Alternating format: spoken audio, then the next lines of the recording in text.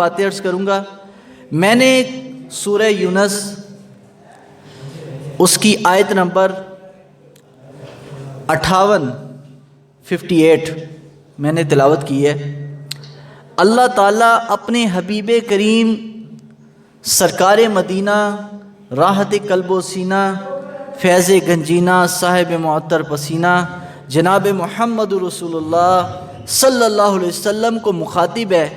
اللہ نے فرمایا کل، اے حبیب آپ ارشاد فرما دیجئے، آپ فرما دیجئے، کل بفضل اللہ وبرحمتہ فبذالک فلیفرحوا۔ اللہ نے فرمایا اے حبیب آپ ارشاد فرما دیجئے بفضل اللہ، کہ جب اللہ کا فضل، کل بفضل اللہ وبرحمتہ، اور جب اللہ کی رحمت تمہیں ملے، فلیفرحوا، تو اللہ فرماتا ہے تم اس نعمت اور فضل کے حاصل ہونے پر خوشیاں منایا کرو۔ قرآن مجید کا مطلقاً حکم ہے کہ جب اللہ کی فضل اور اللہ کی رحمت حاصل ہو تو اس پر کیا کرو؟ خوشی مناؤ۔ خوشی منانے کا مطلقاً حکم ہے، اور اس میں یہ بھی نہیں کہا گیا کہ میرا نبی حاصل ہو تو تم خوشی مناؤ۔ فضل اور رحمت کے بارے میں کہا گیا۔ اب یہ فضل اور رحمت ہے کیا چیز، اور یہ فضل اور رحمت کہتے کس کو ہیں؟ سب سے بڑے مفسر قرآن کی سب سے پہلی تفسیر لکھنے والے رسول پاک کے چچا زاد بھائی حضرت عبداللہ ابن عباس، حبر الامہ، جن کو حبر الامہ کا لقب دیا گیا بارگاہ رسالت سے، ان سے کسی نے پوچھا یہ قرآن میں ذکر ہوا ہے کہ اے حبیب صلی اللہ علیہ وسلم آپ فرما دیجئے جب اللہ کا فضل اور رب کی رحمت حاصل ہو تو کیا کرو؟ سارے بولیے کیا کریں؟ خوشی مناؤ۔ تو یہاں پر فضل اور رحمت سے کیا مراد ہے؟ تو حضرت عبداللہ ابن عباس رضی اللہ تعالیٰ عنہما انہوں نے ارشاد فرمایا کہ فضل سے مراد رب کا قرآن ہے، اور رحمت سے مراد جناب رسول پاک کی ذات ہے۔ اس کے حاصل ہونے پر فلیفرحوا، اللہ نے فرمایا تم کیا کرو؟ خوشی مناؤ۔ اب یہ فضل اور رحمت کے بارے میں تو خود قرآن نے کہا نا، وما ارسلناک الا رحمۃ للعالمین، اے حبیب سارے نبی مخصوص علاقے کے لیے آئے، مخصوص زبانوں کے لیے، مخصوص صوبے اور ملک کے لیے نبی تشریف لائے، لیکن ہم نے آپ کو وما ارسلناک الا رحمۃ للعالمین، کائنات عالم میں جتنے بھی مخلوقات ہیں اللہ نے سب کے لیے حضور کو رحمت بنا کر بھیجا۔ اب یہ صرف قرآن تک کی بات ہے۔ تو عبداللہ بن عباس نے فرمایا کہ قرآن مجید کی روح سے رحمت حضور کی ذات ہے اور فضل یہ رب کا قرآن ہے۔ یہ تفسیر ابن عباس میں اسی آیت کے تحت آپ پڑھ لیں، تفسیر لکھی ہوئی ہے، عربی کے اندر موجود ہے۔ تو اس کا مطلب حضور کی آمد پر خوشی منانا، نبی پاک صلی اللہ علیہ وسلم کی تشریف آوری پر اپنے خوشی کا اظہار کرنا، یہ خود قرآن مجید کا حکم ہے۔ اب ایک سوال ہوتا ہے، ابھی کل پرسوں ہی کسی نے واٹس ایپ پہ مجھے یہ پوسٹ بھیجی، وہ صاحب کہہ رہے تھے کہ دیکھو جی ابو بکر صدیق کی خلافت میں 2 دفعہ ربیع الاول آیا، عمر فاروق رضی اللہ تعالیٰ کی خلافت میں 10 باری آیا، عثمان غنی کی خلافت میں یہ 12 باری آیا، حضرت علی کی خلافت کے دور میں یہ 4 باری ماہ ربیع الاول شریف آیا، یعنی سال بعد آتا ہے نا۔ تو جتنی خلافت کو دورانیہ کے حساب سے خلفۂ راشدین کے 30 سالہ خلافت راشدہ کے اندر 30 باری ربیع الاول آیا۔ امام مالک ان کے دور میں آیا، امام اعظم ابو حنیفہ کے دور میں آیا، تو کیا تم ان سے بڑے عاشق ہو؟ انہوں نے تو حضور کا میلاد نہیں منایا، اور تم کیا ان سے بڑے عاشق ہو؟ ابو بکر صدیق سے بڑے عاشق ہو، عثمان غنی سے بڑے عاشق ہو، عمر فاروق سے بڑے عاشق ہو، کہ ان کے دور میں تو یہ دن آیا، انہوں نے کوئی جلوس نہیں کیا، تم ان سے بڑے عاشق ہو۔ میں کہتا ہوں چلو اگر تیرا یہی قاعدہ کلیہ لیا جائے کہ انہوں نے یہ کام نہیں کیا، یہ کام بدعت ہے، یہ کام بدعت ہے، یہ نہیں کرنا چاہیے. ابو بکر صدیق، عمر فاروق، عثمان غنی، علی المرتضیٰ اور دیگر صحابہ نے نہیں کیا، تم کیوں کرتے ہو؟ میں کہتا ہاں، تمہارا اگر یہ قاعدہ کلیہ بنا لیا جائے کہ ابو بکر صدیق سے بڑا عاشق کوئی نہیں ہے تو ان کو نہیں کرنا چاہیے، انہوں نے نہیں کیا، تمہیں نہیں کرنا چاہیے. تو میں نے کہا چلو میں 2 مثالیں دیتا ہوں اس پر، صرف 2 مثالیں. احد کی جنگ ہوئی، احد کی جنگ، جنگ احد. صحابہ خلفائے راشدین موجود ہیں، سب موجود تھے، لیکن احد کی جنگ میں جب رسول پاک علیہ الصلوۃ والسلام کی طرف تیر آ رہے تو حضرت انس بن نضر، رسول پاک علیہ الصلوۃ والسلام کے یہ صحابی حضرت انس بن مالک کے رشتے میں چچا لگتے ہیں، انس بن نضر. انس بن نضر رضی اللہ تعالیٰ عنہ فرماتے ہیں کہ جب حضور کی یہ خبر مشہور ہوئی کہ حضور کو شہید کر دیا گیا، تو انس بن نضر نے یہ اس وقت یہ کلمات غزوہ احد کے میدان میں یہ کہے کہ اب ہمیں جینے کا کوئی حق نہیں ہے، اب ہمیں جینے کا کوئی حق نہیں ہے، جب حضور کی ذات شہید ہو گئی ہے اب ہم بھی حضور کے پاس جائیں گے. اب ذرا توجہ رکھیے گا اس جملے پر. انس بن نضر نے یہ بات کہی اور کفار مکہ کے لشکر کے اندر گھس گئے، 80 زخم آئے، اس کے بعد حضرت انس بن نضر شہید ہو گئے. ایک مثال، انس بن نضر نے جب شہادت دی تو بتائیے ابو بکر صدیق، عمر فاروق، عثمان غنی، ہم رسول پاک سے سب سے بڑے عاشق ان کو سمجھتے ہیں. کسی صحابی نے حضرت انس بن نضر سے یہ نہیں کہا کہ تم ابو بکر سے بڑے عاشق ہو، تم عثمان غنی سے بڑے عاشق ہو، تم علی المرتضیٰ سے بڑے عاشق ہو. کسی نے اس کو یہ تانا نہیں دیا. کیوں نہیں دیا؟ اس لیے کہ اس نے اپنے عشق کا اظہار جس انداز میں کیا، جتنی اس کی استعداد تھی اس نے کیا. ہم بھی یہی کہنا چاہتے ہیں، ہمارے عشق کی استعداد اتنی ہے کہ جب ربیع الاول کا مہینہ آتا ہے ہمیں اپنے نبی کی محبت ہمارے دلوں میں جاگزن ہوتی ہے، تو ہم یہ جلسے جلوس کر کے رسول پاک کی نعتیں پڑھ کے اپنے عشق کا اظہار کر دیتے ہیں. انہوں نے میدان جنگ میں اپنی جانیں دے کر اپنے عشق کا اظہار کیا. ہم کمزور لوگ ہیں، ہم جلوس کر کے رسول پاک کے عشق کا اظہار کرتے ہیں. اب دوسری مثال، حضور کا دنیا سے وصال ہو گیا، آقا کریم علیہ السلام کا. تو حضور علیہ السلام کے صحابہ کو پتہ چلا کہ رسول پاک دنیا سے وصال کر گئے. یہی ربیع الاول کا مہینہ تھا، حضور کے وصال کے دن تھے. ربیع الاول 12 ربیع الاول کو 11 ہجری کو حضور دنیا سے وصال فرمایا آقا نے. جو رب کا وعدہ ہے کل نفس ذائقۃ الموت، کہ ہر ذی روح نے موت کا ذائقہ چکھنا ہے، تو یہ رب کا وعدہ حضور نے پورا کیا. تو حضور جب دنیا سے وصال فرما گئے، صحابہ کو مدینے میں پتہ چلا، صحابہ کے رنگ سرمے کی طرح ہو گئے. ایک صحابی رسول اس وقت کھیتوں میں کام کر رہے تھے مدینہ منورہ کے، اس کو جب پتہ چلا کہ حضور دنیا سے انتقال کر گئے ہیں تو اس صحابی نے کیا کہا؟ عشق ہے نا، عشق کا اظہار اپنا اپنا ہوتا ہے، لیکن ہو شریعت کے دائرے میں. اب وہ صحابی رسول نے مدینہ منورہ کے کھیتوں میں کھڑے ہو کر اللہ سے کہا، یا اللہ اب یہ آنکھوں کی کوئی ضرورت نہیں ہے، جب حضور کا دیدار ہی نہیں ہوگا تو مجھے یہ آنکھیں نہیں چاہیے، یا اللہ یہ میری بینائی اٹھا لے. اس صحابی نے دعا کی، اسی وقت اس کی بینائی چلے گئی. کسی صحابی نے یہ نہیں کہا کہ تو ابو بکر، عمر، عثمان و علی سے بڑے عاشق ہو.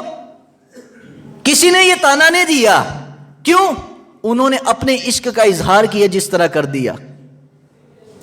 تو یہ یاد رکھیے، حضور کی ذات کے حوالے سے خوشی منانے کا حکم تو خود قرآن نے دیا ہے، اور ایک جگہ نہیں، 2 جگہ پر.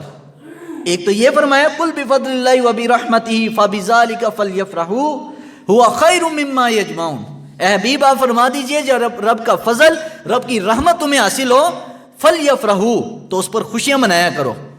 هو خیر مما یجمعون، اور یہ اس سے بہتر ہے جو تم جمع کرتے ہو. یعنی رسول پاک کی ذات کے والے سے کوئی صدقہ خیرات کرنا حضور کی آمد کی خوشی میں، یہ اللہ اور اللہ کے رسول کو پسند ہے.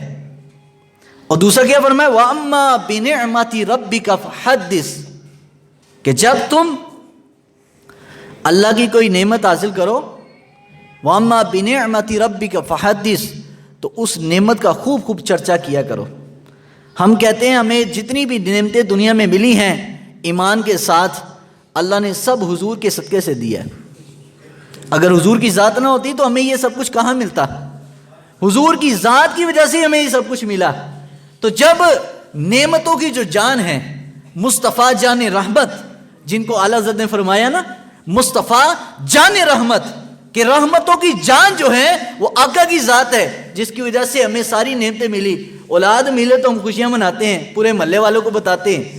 تو جس دن اللہ کے حبیب ہمیں ملے، جس مہینے میں ملے، تو ہمیں چاہیے اس مہینے میں حضور کا چرچا بھی کریں۔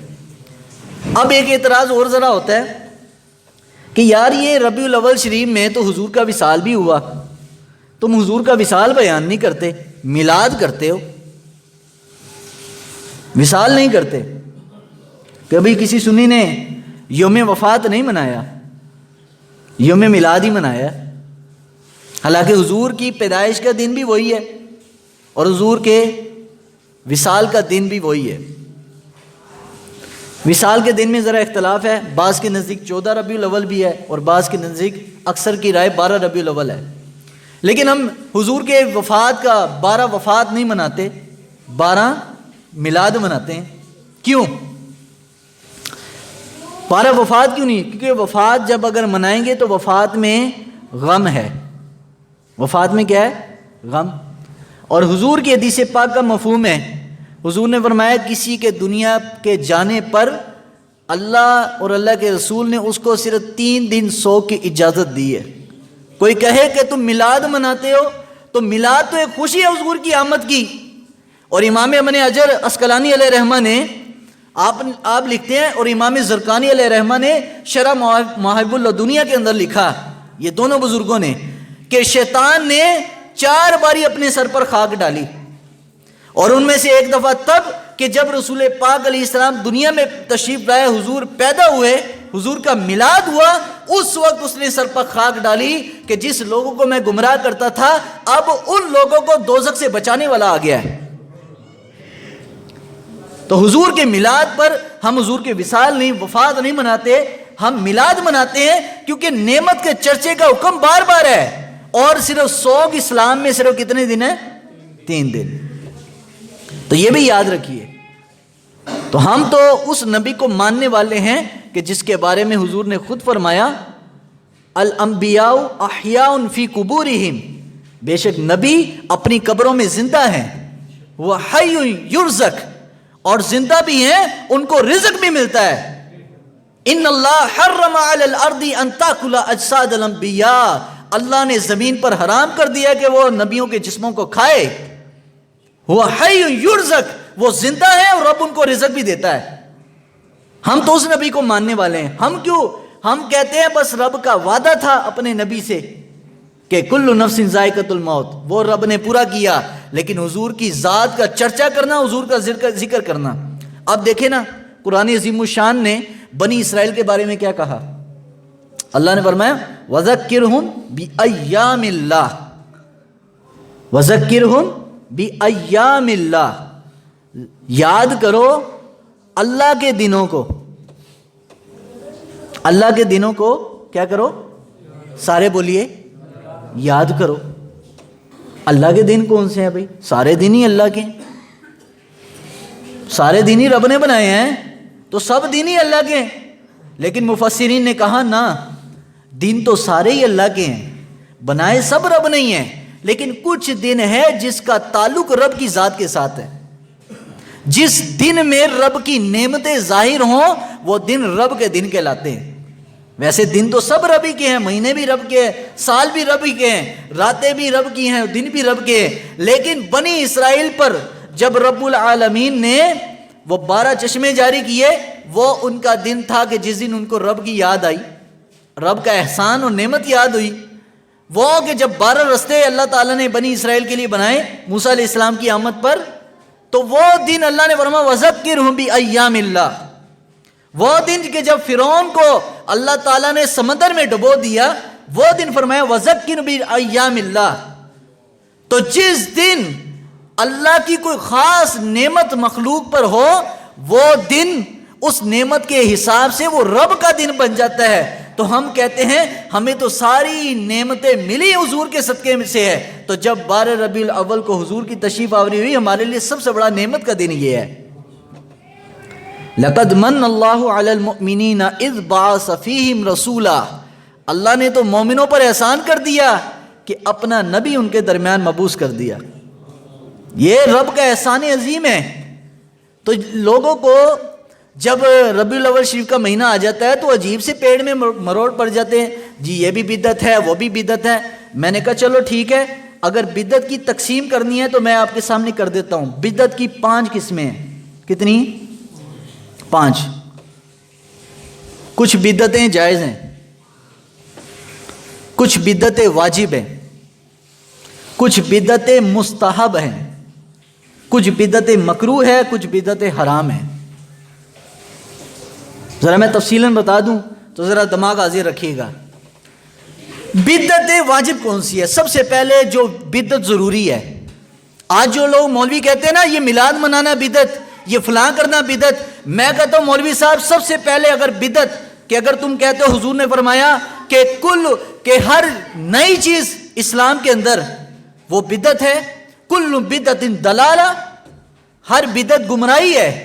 یہ حدیث بخاری اور مسلم کی سب لوگ پڑھتے ہیں کہ ہر بدعت کیا ہے؟ گمراہی.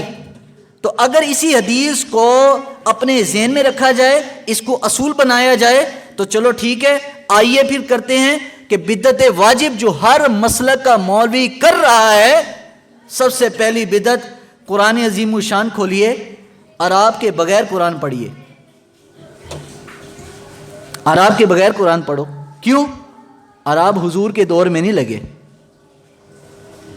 حضور کے دور میں عراب نہیں لگے. حضور کے دور میں کتاب کی شکل میں قرآن موجود نہیں تھا. اگر یہ بدعت نہ کی جائے تو بتائیے تم میں سے، عوام میں سے، مولوی تو پڑھ لے گا نا، عوام میں سے کون ہے کہ جو قرآن پڑھ سکے گا؟ کوئی پڑھ سکے گا؟ لوگ تو عراب کے ساتھ بھی قرآن نہیں پڑھ سکتے، مشکل سے پڑھتے ہیں.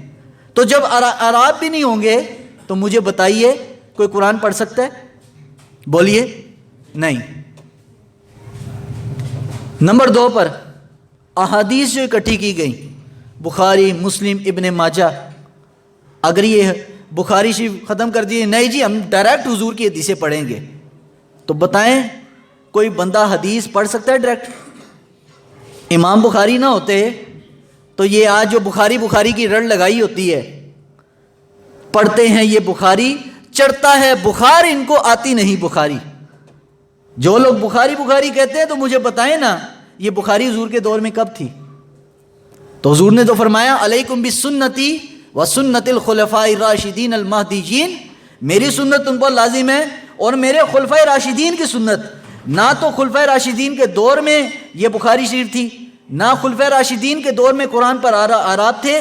قرآن مجید مکمل بھی جا کے حضرت عثمان غنی کے دور میں ہوا، اس لیے ان کو جامع القرآن کہا گیا. یہ قرآن مجید میں جو رکوع لگے ابو بکر عمر کے دور میں نہیں تھے. حضرت عثمان غنی نے جس جگہ پر تراویح کے دوران رکوع کیے، یہ آج یہ قرآن مجید میں جو رکوع آپ پڑھتے ہیں کہ یہ رکوع ہو گیا، نہ حضور کے دور میں رکوع تھے، نہ ابو بکر عمر کے دور میں تھے.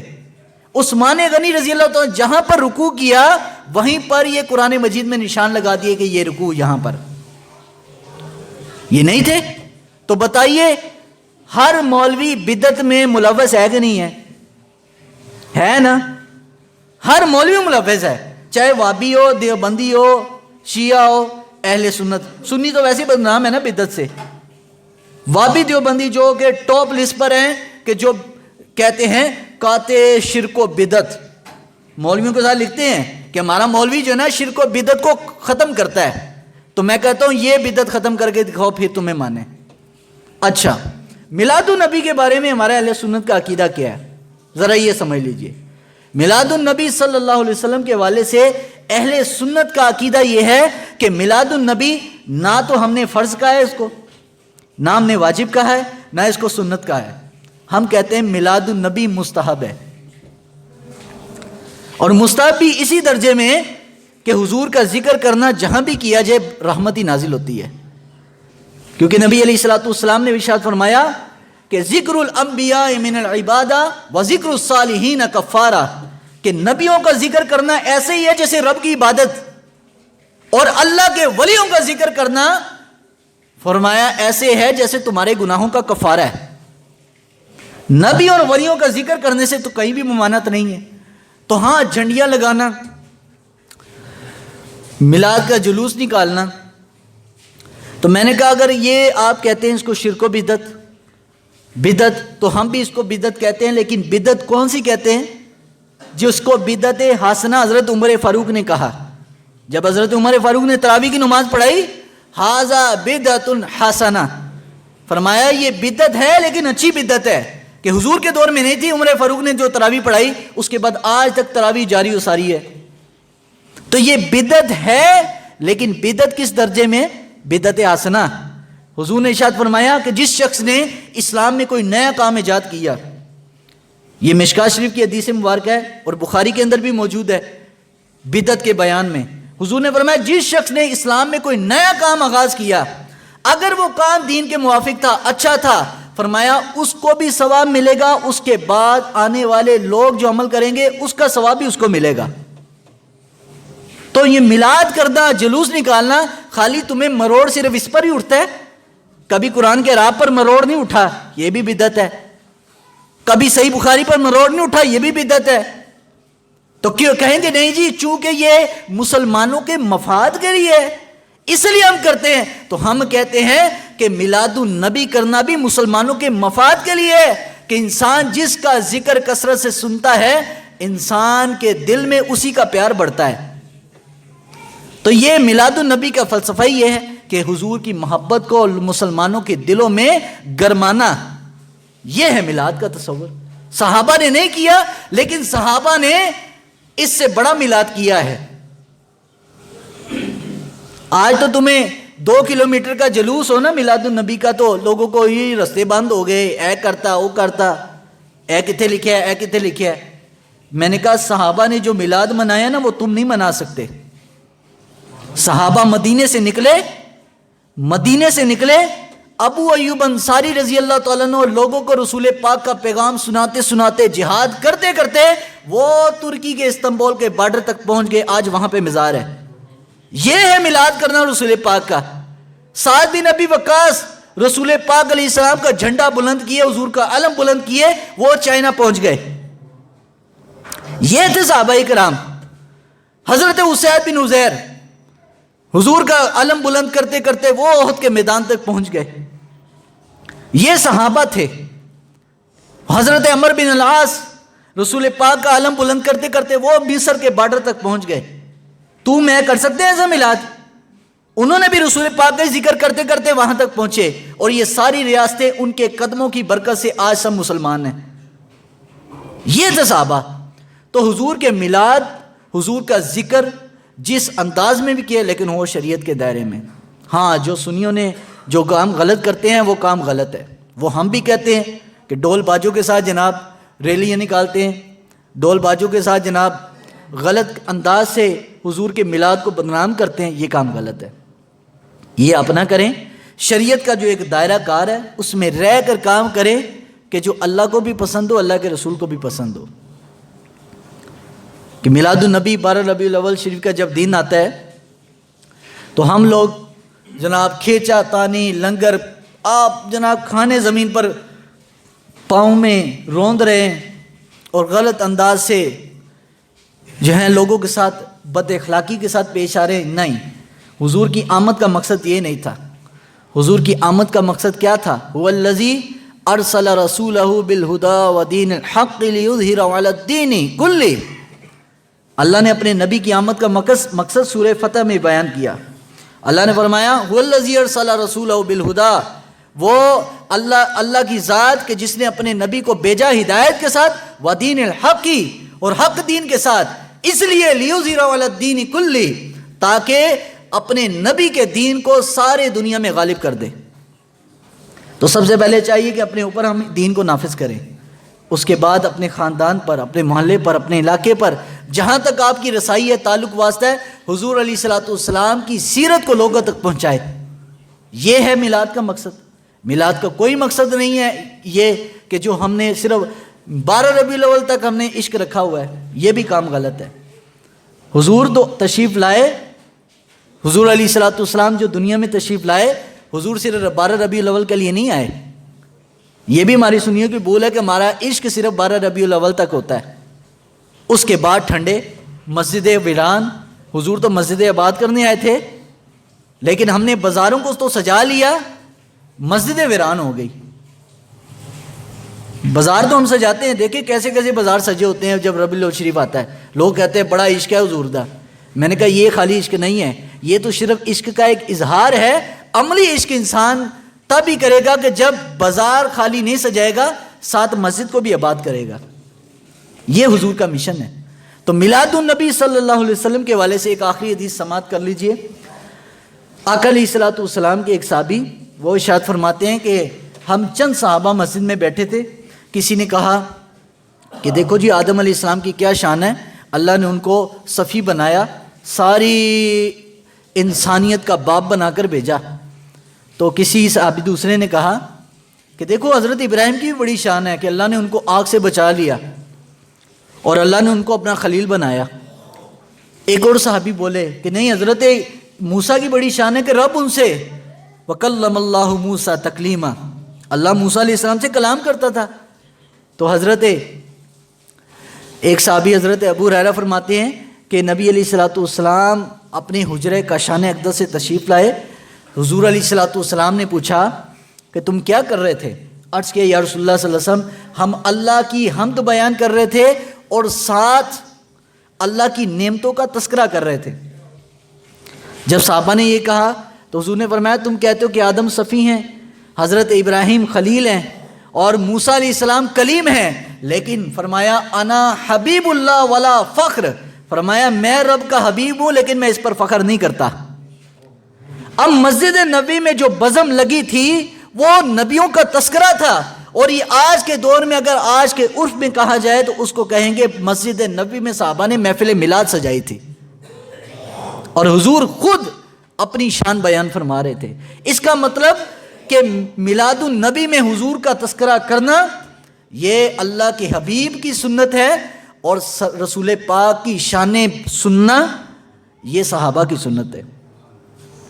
تو یہ یاد رکھیے میلاد النبی کو ہم اگر بدعت بھی کہتے ہیں تو یہ ہے بدعت حسنہ، جس کو اچھی بدعت کہا گیا ہے. حضور نے فرمایا جس نے دین میں کوئی نیا عمل شروع کیا، من سن فی الاسلام سنتا حسنتا فلہ اجرھا، فرمایا جس نے دین میں کوئی نیا کام ایجاد کیا. یہ رسول پاک کے زبان کے الفاظ ہیں. مشکوٰۃ شریف میں باب الاعتصام کے اندر فرمایا جس نے دین میں کوئی نیا کام ایجاد کیا اور وہ کام اچھا تھا، اللہ اس کا اجر اس کو بھی دیتا ہے، اور جو اس کے مثل عمل کرتا ہے اس کو بھی اس کا اجر ملتا ہے. تو میلاد النبی کو اگر تم بدعت کہہ دو، ہم تو بدعت نہیں کہتے، ہم کہتے ہیں رسول پاک کا ذکر کرنا، تو یہ تو صحابہ کی سنت ہے.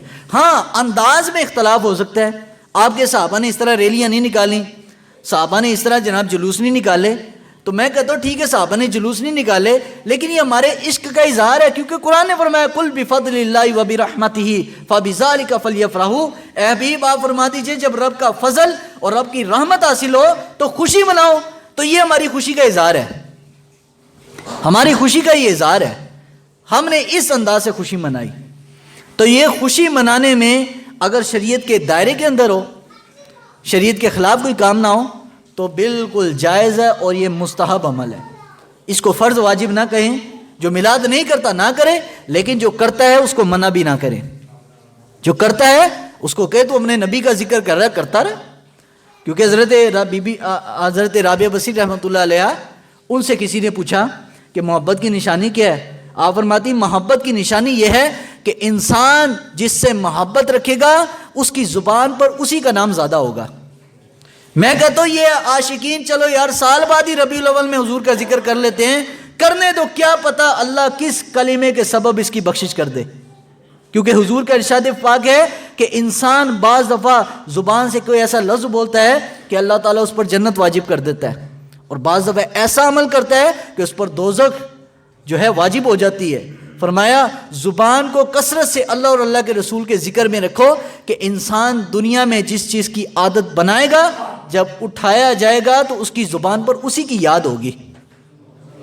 اور اس کے ایک تازہ مثال، ایک بزرگ تھے، ہمارے دوست تھے، ان کے والد صاحب شیخ الحدیث رہ چکے ہیں، غنودگی کی حالت تھی، سکرات کا عالم تھا، لیکن فجر کا وقت روزانہ 50 سال وہ نمازیں پڑھاتے رہے، لیکن عادت چونکہ 50 سال کی ایک روٹین تھی نمازیں پڑھانا، تو وہ جب دنیا سے جانے لگے، آخری دن تھا، بے ہوشی کی حالت میں، لیکن سوئے، آنکھیں بند ہیں، زبان سے وضو کی جو دعائیں ہیں چہرہ دھونے کی، اللہم بید وجہی یوم تبید وجوہ و تسود وجوہ، اور جب ہاتھ دھو رہے، ہاتھ دھونے کی جو دعا، پاؤں دھونے کی دعا، وضو کے اندر جو مستحب دعائیں ہیں وہ سانست پڑھ رہے، اور پھر جس طرح سنت کے لیے وہ کھڑے ہوتے اللہ اکبر، وہ بتا رہا کہ ہماری آنکھوں کے سامنے آخری دن تھا، لیکن 50 سال کی چونکہ روٹین تھی، بے ہوشی کی حالت میں بھی وہ دعائیں پڑھتے رہے، بے ہوشی کی حالت میں نماز پڑھتے رہے، زبان سے کلمے جاری، عمل نہیں ہو رہا،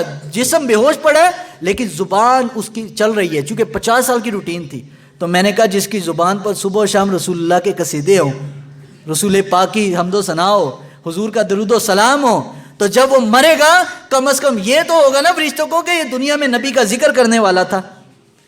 تو حضور کا فرمان ہے ذکر الانبیاء من العبادہ و ذکر الصالحین کفارہ، کہ نبیوں کا ذکر ایسے ہی ہے جس طرح رب کی عبادت و ذکر الصالحین کفارہ، اور نیک لوگوں کا ذکر کرنا وہ ایسا ہی ہے جیسے اپنے گناہوں کا کفارہ کرنا ہے۔ تو اللہ تعالیٰ کی بارگاہ میں دعا ہے اللہ تعالیٰ ہم سب کو میلاد النبی صلی اللہ علیہ وسلم کی برکات عطا فرمائے اور صحیح معنی میں حضور کا وفادار عطا بنائے۔ وآخر دعوانا ان الحمدللہ۔